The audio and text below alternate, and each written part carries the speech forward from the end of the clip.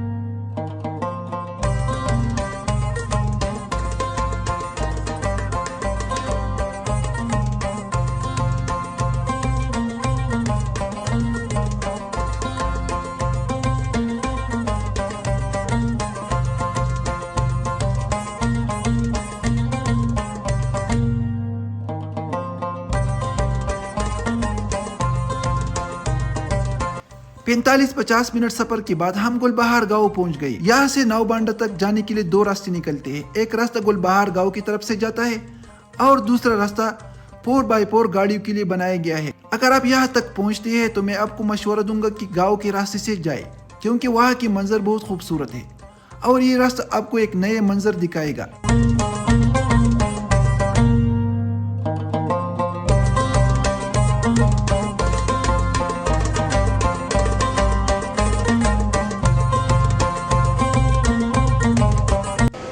इस वक्त हम पहुंच चुके हैं गुलबहार गांव।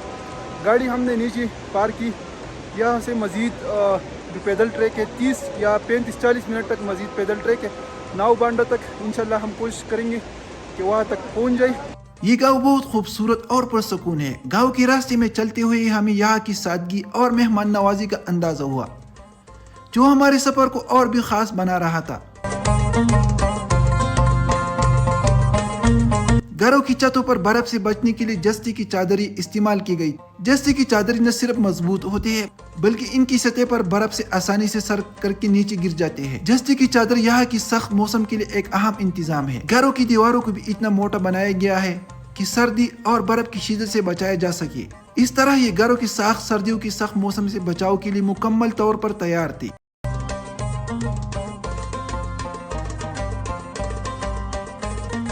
پیدل ٹریک ہے، یہ راستہ مشکل بھی نہیں ہے لیکن آسان بھی نہیں ہے، لیکن اگر آپ ہمت کریں تو آپ اس پہاڑ جو سامنے جو پہاڑ ہے ناو بانڈا اس کو کہتے ہیں، وہاں تک آپ پہنچ سکتے ہیں۔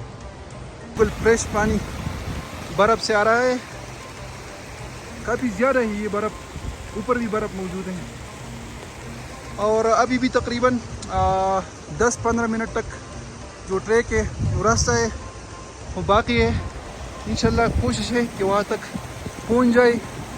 گاؤں سے آگے 20 سے 25 منٹ سفر کرنے کے بعد ایک ندی آتی ہے، اور ان دنوں پانی کا سطح کافی زیادہ ہوتا ہے۔ ندی کا پانی اتنا تیز اور گہرا تھا کہ اسے کراس کرنا تقریباً ناممکن تھا۔ بہت کوشش کرنے کے بعد ہم ندی کو کراس کرنے میں کامیاب نہ ہو سکے، کیونکہ پانی کی شدت اور گہرائی نے ہمیں مزید آگے بڑھنے سے روکا۔ راستہ تو نہیں ہے لیکن برف کے اوپر سے چلنا پلٹا ہے۔